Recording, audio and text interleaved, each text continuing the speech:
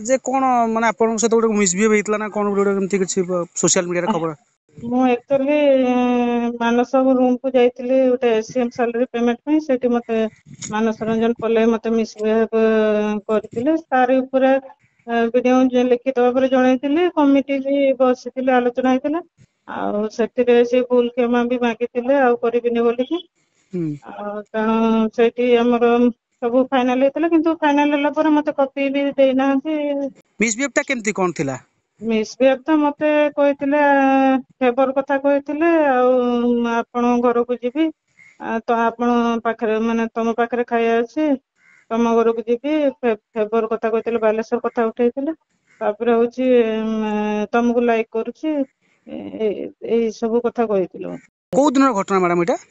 ଏଇଟା 21 ତାରିଖ ଘଟଣା 21 ପରେ ଲଗାତାର ଛୁଟି ଯେହେତୁ ଥିଲା ତାପରେ ଏଇଟା 30 ତାରିଖରେ ଜରୁରୀକାଳୀନ ବୈଠକ ଡକା ହେଇଥିଲା ବିଜୟଙ୍କ ଜାଣତରେ କମିଟିଙ୍କ ଜାଣତରେ ଏଇଟା ସର୍ବସମ୍ମତି କ୍ରମେ ହେଇଥିଲା ସେଇଠି ଆଲୋଚନା ହେଲା ପରେ ପୁଣି କମିଟି ମତେ 3 ନୋଟିସ୍ କରିଥିଲେ 6 ତାରିଖ ଆମର ଫାଇନାଲ କମିଟି ବୈଠକ ହେଇଥିଲା କମିଟି ବୈଠକ ପରେ ସେଇଠି ମାନେ ଫାଇନାଲ ଅଲରେଡି ସିଏ କ୍ଷମା ମାଗିଥିଲେ ମୁଁ ତାଙ୍କୁ ଗ୍ରହଣ କରିଥିଲି ତାପରେ ମତେ ଏଇନା କପି ଦଉନାହାନ୍ତି ଆଉ ସିକ୍ରେଟ ଅଛି ବୋଲି କହୁଛନ୍ତି।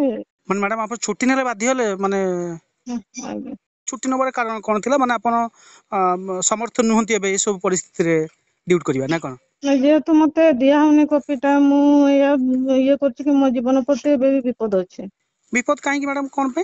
कॉपीटा दउनाहांती समस्त समर्थन करछन्ती आ विपद बोली भाबिबिनी आ केमति भाबिबी?